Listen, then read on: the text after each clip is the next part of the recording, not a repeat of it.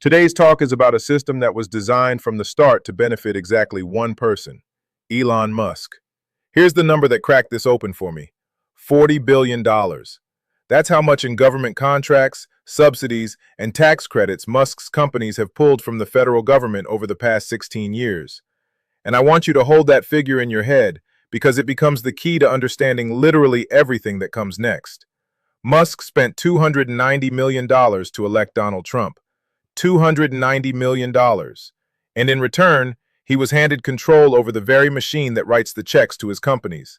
Let that calculus sit for a moment. The official story, the one you've probably heard, goes like this.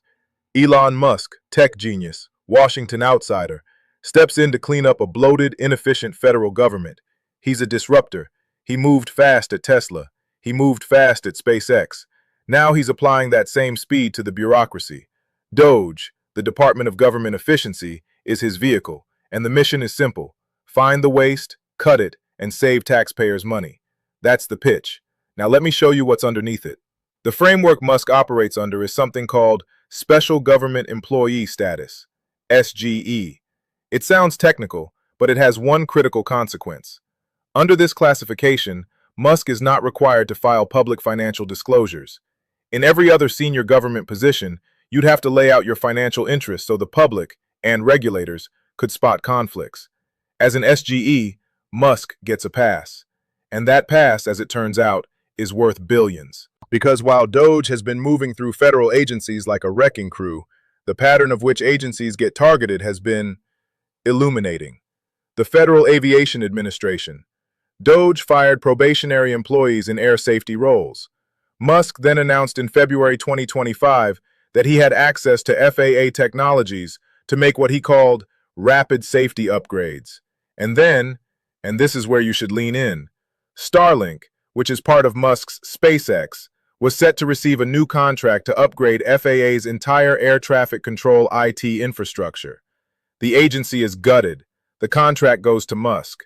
I had to verify this multiple times before I felt comfortable saying it out loud. The SEC, the Securities and Exchange Commission, was next. The SEC has an ongoing lawsuit against Musk personally, filed in January 2026, accusing him of failing to properly disclose his purchase of Twitter stock in 2022. The agency says he underpaid investors by roughly $150 million as a result of that failure to disclose. Musk called the lawsuit shit and the SEC totally broken. Then DOGE arrived at the SEC's doorstep. DOGE then set up a public snitch line called DOGE SEC. The agency investigating Musk is now being investigated by Musk. I want to know if you find this as stunning as I do, because we're not even to the most jaw-dropping part yet. Tell me what your reaction is to this setup, because I don't think it's getting nearly enough attention. Pull back far enough, and a pattern emerges that's almost too neat to be coincidental. It reads like a checklist. The Consumer Financial Protection Bureau. DOGE moved in and effectively halted the CFPB's operations, the agency that has, since its founding, returned over $21 billion to consumers who were scammed, including veterans and seniors. Senators Schiff and Warren flagged this immediately. Here's why. Musk is developing a digital payment platform through X, essentially a financial product that competes in the exact market the CFPB is supposed to regulate. Weakening the CFPB doesn't just cut government, it clears a regulatory lane for X money. According to filings reviewed by congressional staff, this is one of the most direct cases of regulatory capture in modern American history. Neuralink. The FDA employees who were reviewing Musk's brain implant company's clinical trial applications were fired as part of DOGE's broader cuts. Now, federal filings say sources familiar with the matter didn't believe the employees were specifically targeted. But here's the problem. It doesn't matter whether it was targeted or accidental. The result is identical. The people reviewing your company's product got fired. The review slows. Your timeline benefits.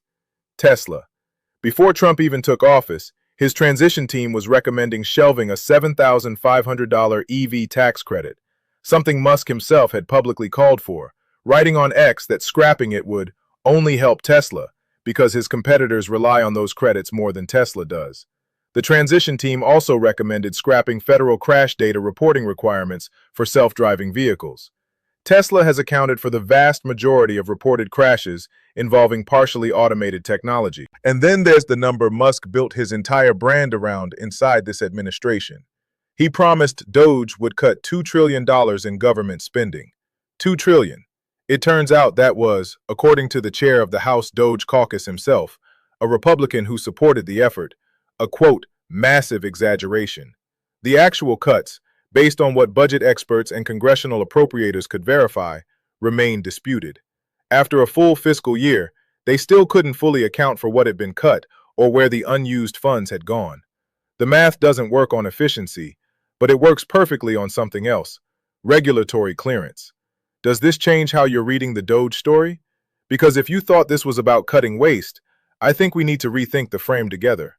Here's where this gets legally serious, and this is the development from just a few weeks ago that hasn't gotten nearly the coverage it deserves. On February 5th, 2026, U.S. District Judge Theodore Chuang ruled that Elon Musk must be deposed. A federal judge, citing extraordinary circumstances, ordered Musk to testify under oath about his role in dismantling USAID, the U.S. Agency for International Development, which provided humanitarian aid to over 100 countries and employed thousands of federal workers. The judge's language was pointed. He said there was no alternative to the depositions because the plaintiffs, former USAID employees and contractors, couldn't get the information through documents or lower-ranking officials.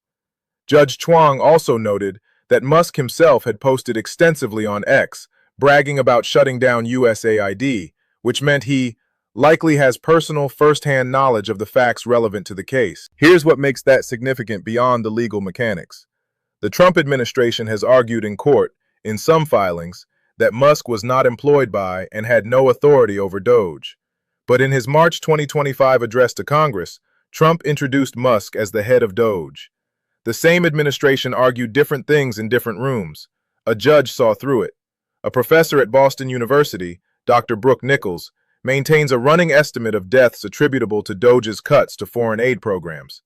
As of February 5, 2026, her counter exceeded 793,000. I want to be careful here. These are modeled estimates, not verified body counts. But the methodology has been reviewed, and the scale of humanitarian cuts is not disputed. That number, whatever the precise figure, represents the downstream cost of decisions that were made without a vote, without Senate confirmation, and without public financial disclosure. Now layer on the Corey Lewandowski angle, because it tells you something about the culture of this whole operation.